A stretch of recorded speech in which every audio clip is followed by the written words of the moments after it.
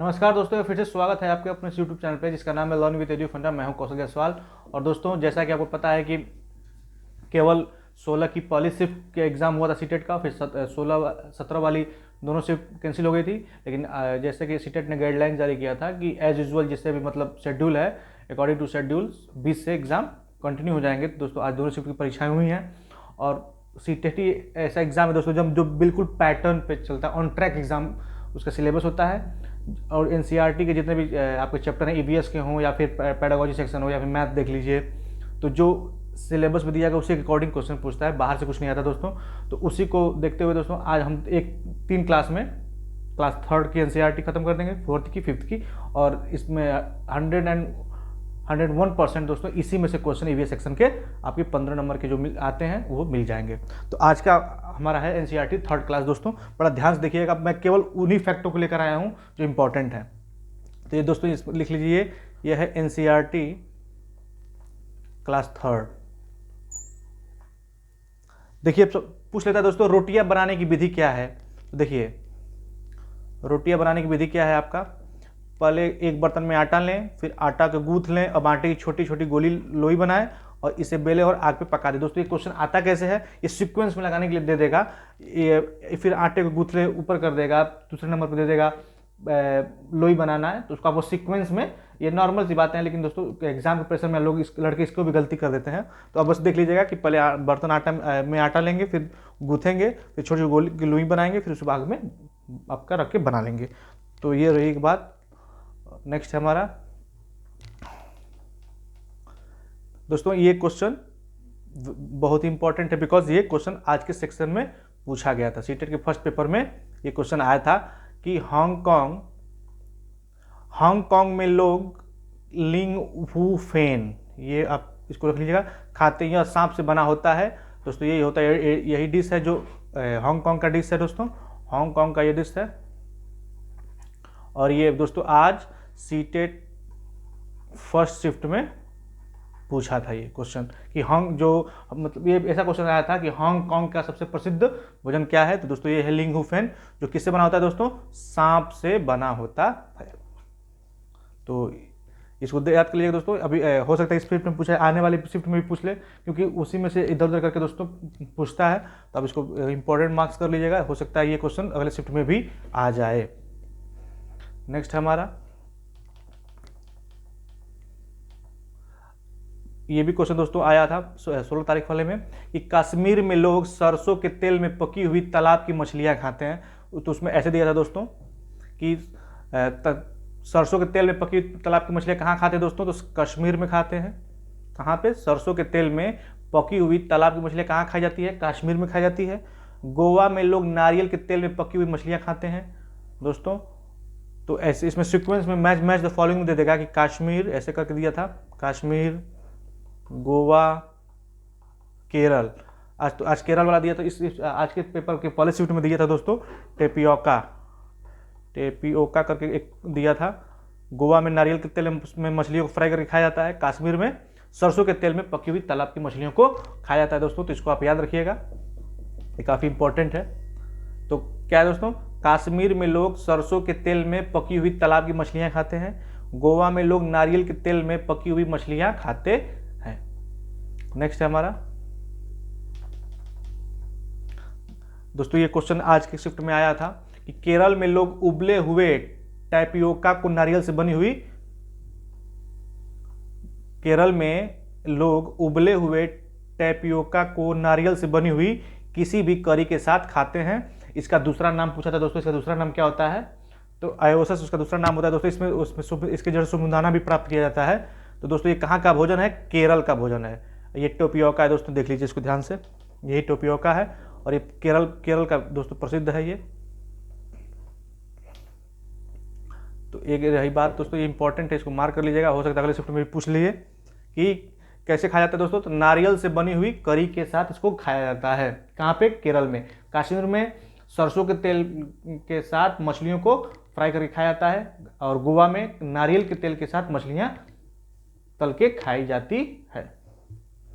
ये दोस्तों NCERT third का ये क्वेश्चन है। अब देखिए दोस्तों, एक और ये वाली बात आ गई देखते हैं इसको कि अहमदाबाद, मतलब अहमदाबाद कहाँ है दोस्तों? गुजरात में। आपका गुजरात कहाँ पड़ेगा?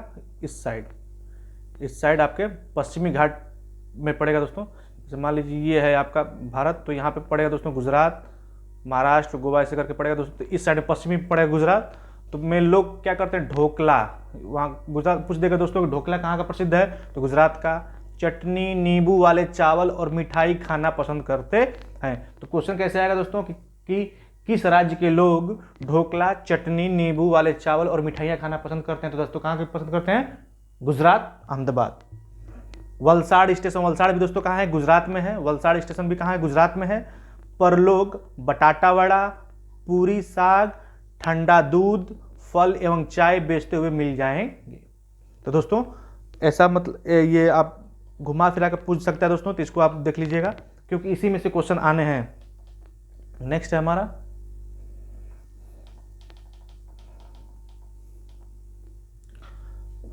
अब देखिए दोस्तों दिया है इसमें कि मूक नाटक एक ऐसा खेल है जिसमें बिना बोले सभी को अपनी बात दूसरों तक पहुंचानी होती है।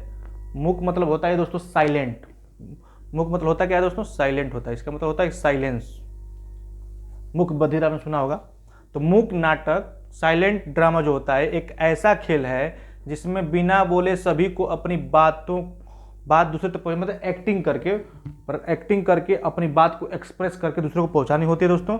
जो लोग सुन नहीं सकते वो होठों को पढ़कर दूसरे की बात समझते हैं। जो लोग बोल और सुन नहीं सकते उन्हें विशेष आवश्यकता वाले लोग कहे जाते हैं दोस्तों। इसी एनसीईआरटी में ये भी इंक्लूड है कि ब्रेल लिपि, आपने सुना होगा दोस्तों। ब्रेल लिपि में कितने बिंदु होते हैं? 6 बिंदु होते हैं। ये भी क्वेश्चन दोस्तों 16 वाले दिसंबर के शिफ्ट में आया था फर्स्ट पेपर में। ब्रेल लिपि में कितने बिंदु होते हैं दोस्तों? 6 बिंदु होते हैं।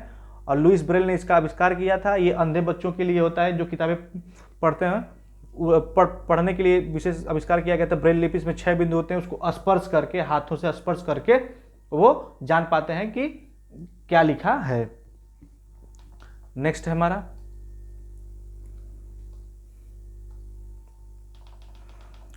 सबसे दोस्तों ये है इंपॉर्टेंट, ये पूछ लेता है और पूछा भी है। अभी तो फिलहाल 2 ही किसी न किसी शिफ्ट में पूछ देता है दोस्तों। चलिए देखते हैं। देखिए ये इसको इंपॉर्टेंट मार्क के लिए इंपॉर्टेंट है। क्या है? मोर एक राष्ट्रीय पक्षी है, तो सबको पता है।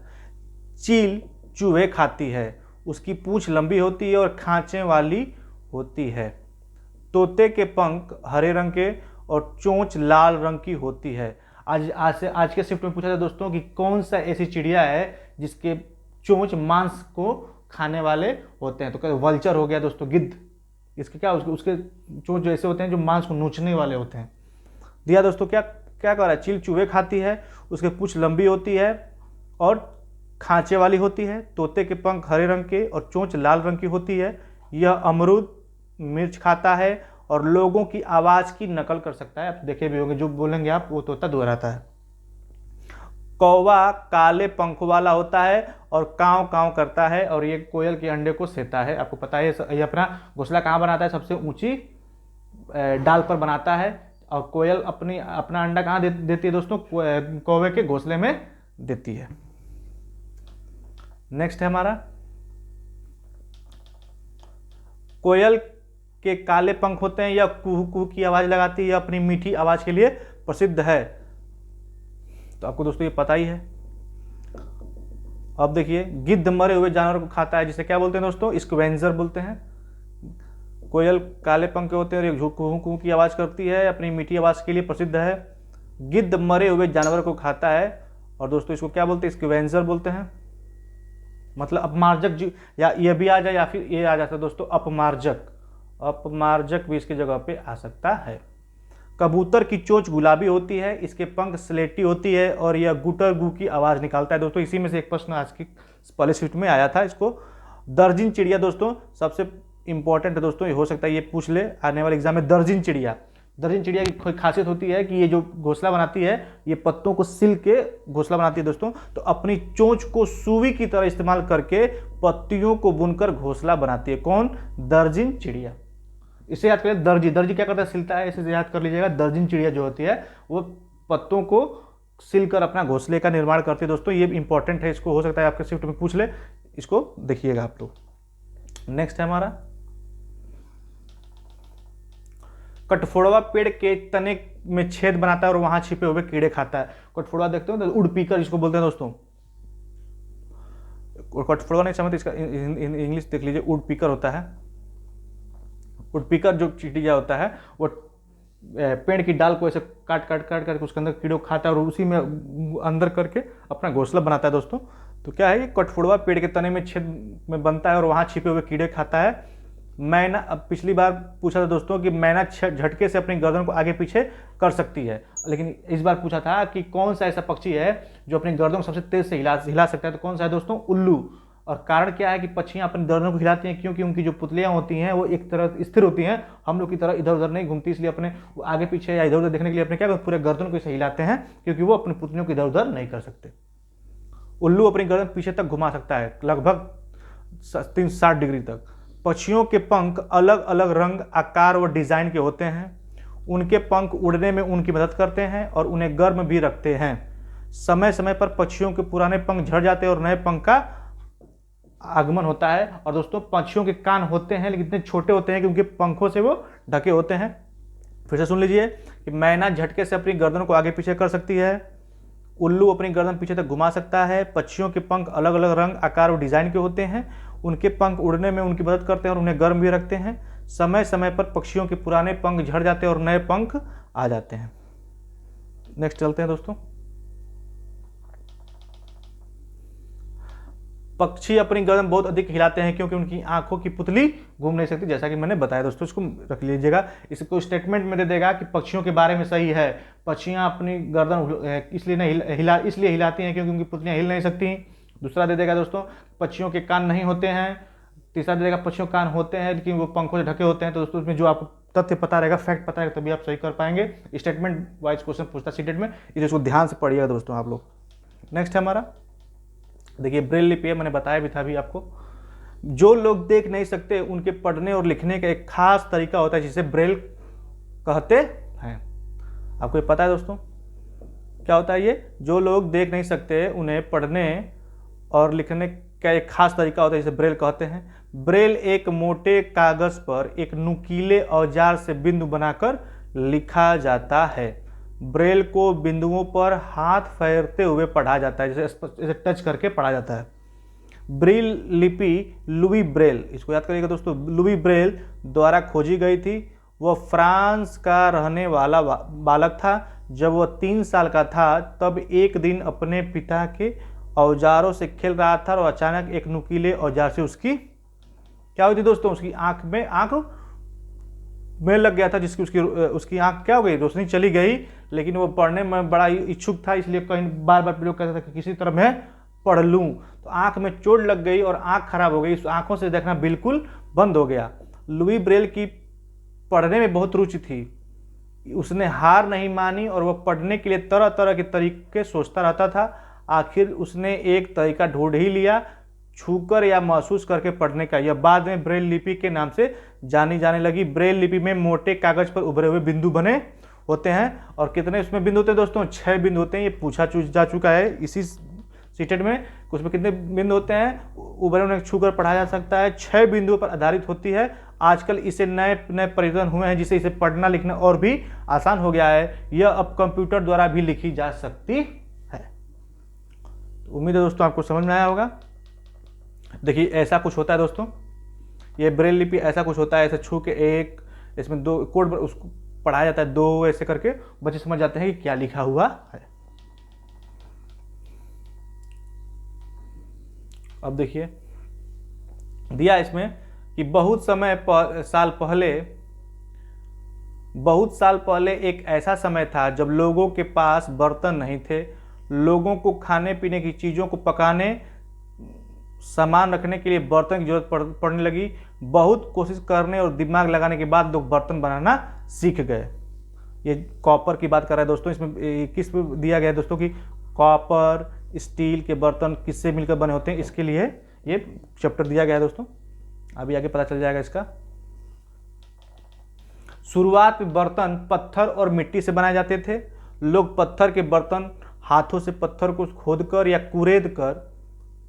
कुरेद कर और मिट्टी को गूंथ कर और अपने हाथों से आकार देकर बनाते थे। लोग ने यह भी खोज लिया कि मिट्टी के बर्तन को मजबूत बनाने के लिए उन्हें आग में पकाना चाहिए। ये किसकी बात कर रहा है दोस्तों? ये ओल्ड एज की बात कर रहा है, मतलब एंशिएंट टाइम की बात कर रहा है। कब की बात कर रहा है दोस्तों? एंशिएंट टाइम की ये बात कर रहा है। नेक्स्ट है हमारा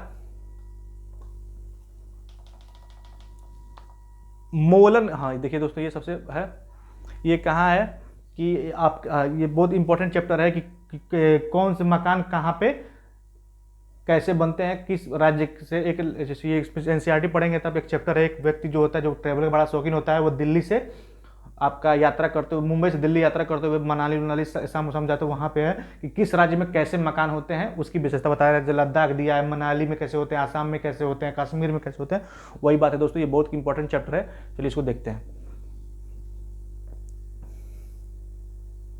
कि मोलन। देखिए दोस्तों, मोलन गांव असम में है। पूछ सकता है दोस्तों कि मोलन गांव कहाँ है, तो आप इसको ध्यान दीजिएगा, इंपॉर्टेंट है दोस्तों ये कि मोलन गांव कहाँ है। तो मोलन गांव कहाँ है आपका? असम में है। यहाँ बहुत वर्षा होती है, इसलिए यहाँ घर जमीन से लगभग 10 से 12 फुट ऊंचे बने होते हैं।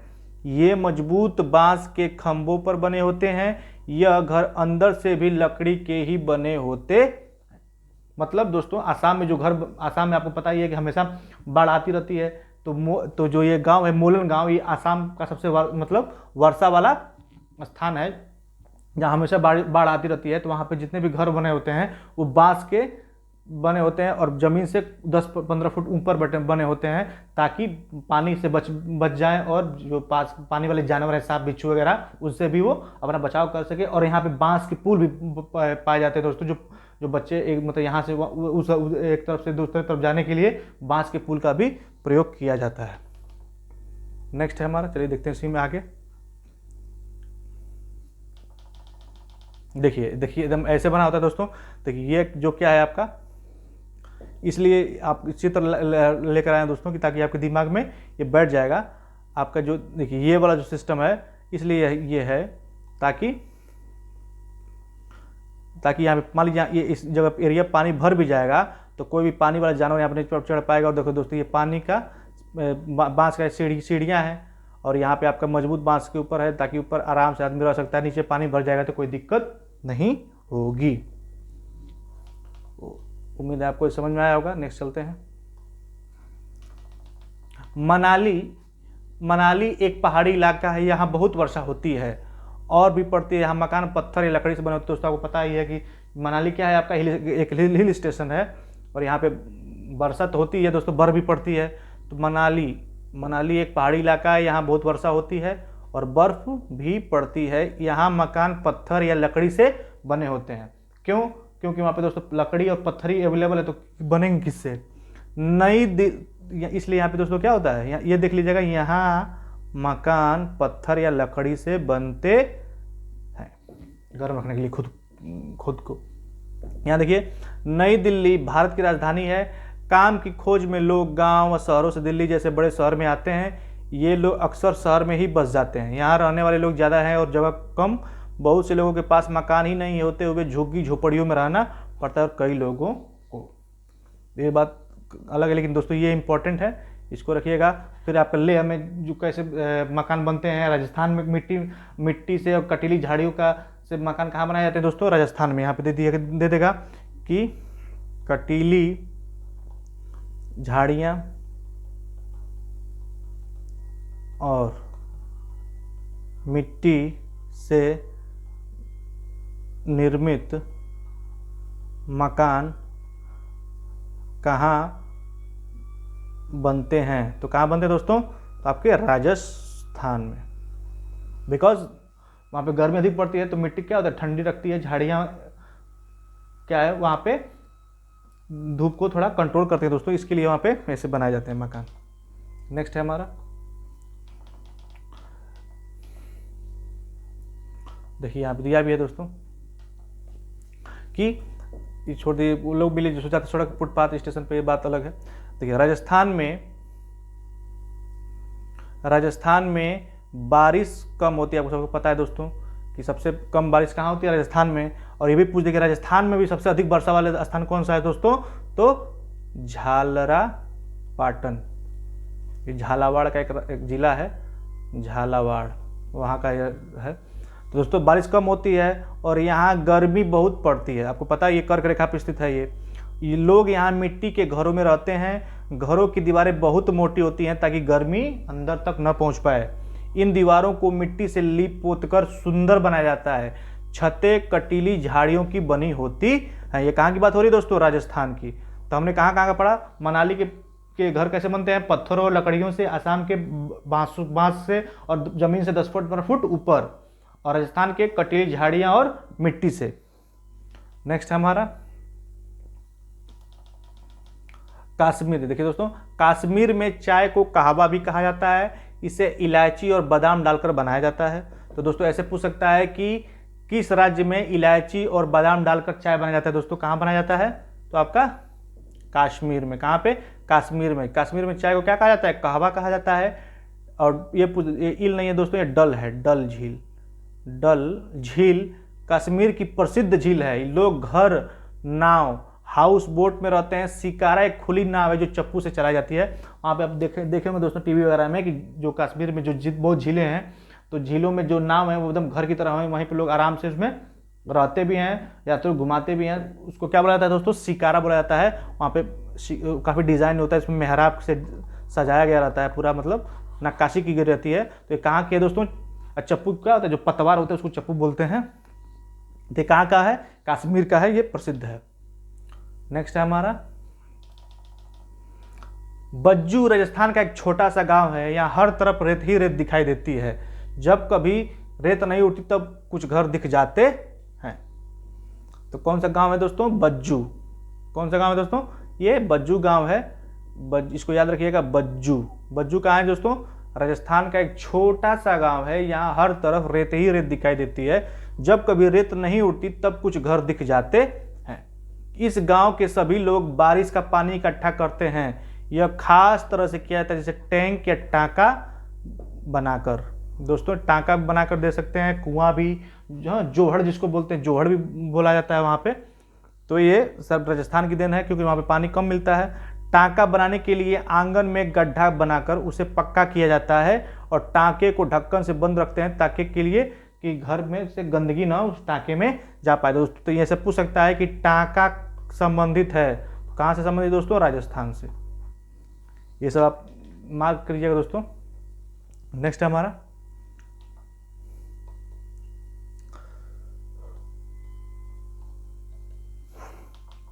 एक मिनट,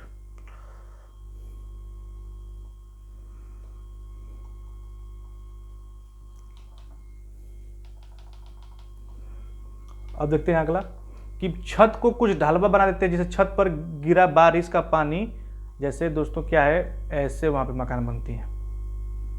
जैसे मान लीजिए ऐसे, जैसे वहाँ, ताकि पानी गिरे तो ये सीधे क्या आ जाए, इसमें आ जाए और पानी वेस्ट ना हो। देखिए छत को कुछ ढलवा बना देते हैं जिससे छत पर गिरा बारिश का पानी नीचे टैंक में इकट्ठा हो सके। छत की नाली पर जाली लगा देते हैं जिससे कूड़ा कचरा टैंक में न जा सके। यह पानी साफ करके पीने के काम में लाया जाता है। पानी की कमी भावनगर गुजरात में भी है। पूछ लेंगे राजस्थान के अतिरिक्त और कहाँ भी पानी कमी है, तो लातूर हो गया दोस्तों, ये भी गुजरात में पड़ता है। आपका भावनगर में भी भावनगर कहाँ है दोस्तों, आपका गुजरात में। यहाँ पे भी पानी की किल्लत है। देखिए ये क्या है दोस्तों, ये टाँका है। क्या है ये, टाँका है। इसको क्या बोलते हैं, टाँका। ये क्या है, टाँका। ये इसको बोलते हैं टाँका।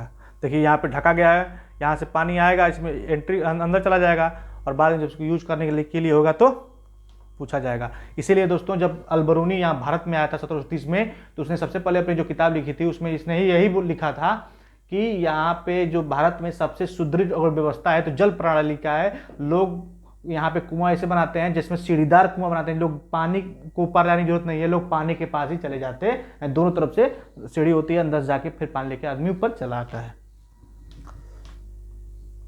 तो उम्मीद है दोस्तों ये था दोस्तों आपका एनसीईआरटी क्लास 3 की कक्षा।